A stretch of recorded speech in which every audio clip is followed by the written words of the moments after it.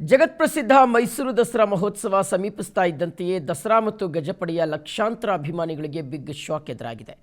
ಸಾಂಸ್ಕೃತಿಕ ನಗರಿಯ ರಾಜಬೀದಿಯಲ್ಲಿ ಕಳೆದ ಹಲವು ವರ್ಷಗಳಿಂದ ಚಿನ್ನದ ಅಂಬಾರಿಯಲ್ಲಿ ತನ್ನ ಹೆಗಲ ಮೇಲೆ ಹೊತ್ತು ಗಾಂಭೀರ್ಯದಿಂದ ಹೆಜ್ಜೆ ಹಾಕ್ತಾ ಇದ್ದ ದಸರಾ ಗಜಪಡೆಯ ಕ್ಯಾಪ್ಟನ್ ಅಭಿಮನ್ಯು ಈ ಬಾರಿಯ ದಸರಾದಿಂದ ಸಂಪೂರ್ಣವಾಗಿ ಹೊರಗುಳಿಯಲಿದ್ದಾರೆ. ಅರಣ್ಯ ಇಲಾಖೆ ಬಿಡುಗಡೆ ಮಾಡಿರುವಂತಹ 12 ಆನೆಗಳ ಮೊದಲ ಹಂತದ ಅಧಿಕೃತ ಪಟ್ಟಿಯಿಂದ ಅಭಿಮನ್ಯುವಿಗೆ ಕೋಕ್ ನೀಡಲಾಗಿದೆ.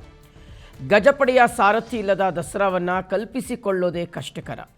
ಅಲ್ಲದೆ ಯಾರು ಭವಿಷ್ಯದ ಸಾರಥಿ ಅನ್ನುವ ಪ್ರಶ್ನೆಯೂ ಸಹ ಎದುರಾಗಿದೆ. ಕ್ಯಾಪ್ಟನ್ ಅಭಿಮನ್ಯುಗೆ ಈ ಸಲ ದಸರಾ ಮೆರವಣಿಗೆಯಲ್ಲಿ ಅವಕಾಶವನ್ನು ಕೊಟ್ಟಿಲ್ಲ ವೀಕ್ಷಕರೇ. ಕೇಂದ್ರ ಹಾಗೂ ರಾಜ್ಯ ಅರಣ್ಯ ಇಲಾಖೆ ಕಟ್ಟುನಿಟ್ಟಾದಂತಹ ನಿಯಮವನ್ನು ಪಾಲಿಸ್ತಾ ಇದೆ. 60 ವರ್ಷ ದಾಟಿದ ಆನೆಗಳಿಗೆ ಭಾರವಾದಂಥ ದೈಹಿಕ ಶ್ರಮದ ಕೆಲಸವನ್ನು ನೀಡುವಂತಿಲ್ಲ ಅನ್ನೋ ಕಾರಣಕ್ಕೋಸ್ಕರ ಈಗ ಅಭಿಮನ್ಯುವನ್ನು ಹೊರಗಿಟ್ಟಿದ್ದಾರೆ ಅನ್ನುವಂಥ ಒಂದು ಚರ್ಚೆ ನಡೀತಾ ಇದೆ.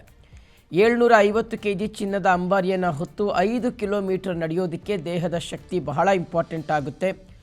ಅಭಿಮನ್ಯು ಕಳೆದ 25 ವರ್ಷಗಳಿಂದ ದಸರಾದಲ್ಲಿ ಸತತವಾಗಿ ಪಾಲ್ಗೊಳ್ತಾ ಇದ್ದ. ಸತತವಾಗಿ 6 ಬಾರಿ ಚಿನ್ನದ ಅಂಬಾರಿಯನ್ನು ಯಶಸ್ವಿಯಾಗಿ ಹೊತ್ತಿದ್ದ.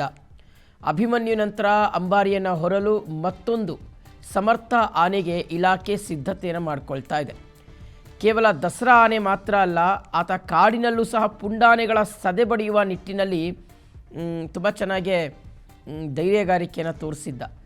ದೈಹಿಕವಾಗಿ ವಿಶ್ರಾಂತಿಯ ಅಗತ್ಯವಿದೆ ಅಂತ ತಜ್ಞ ವೈದ್ಯರು ಹೇಳಿರುವಂಥ ಹಿನ್ನೆಲೆಯಲ್ಲಿ ಅಭಿಮನ್ಯುವಿಗೆ ಈ ಸಲ ದಸರಾ ಉತ್ಸವದಿಂದ ಕೋಕನ್ನು ನೀಡಲಾಗಿದೆ.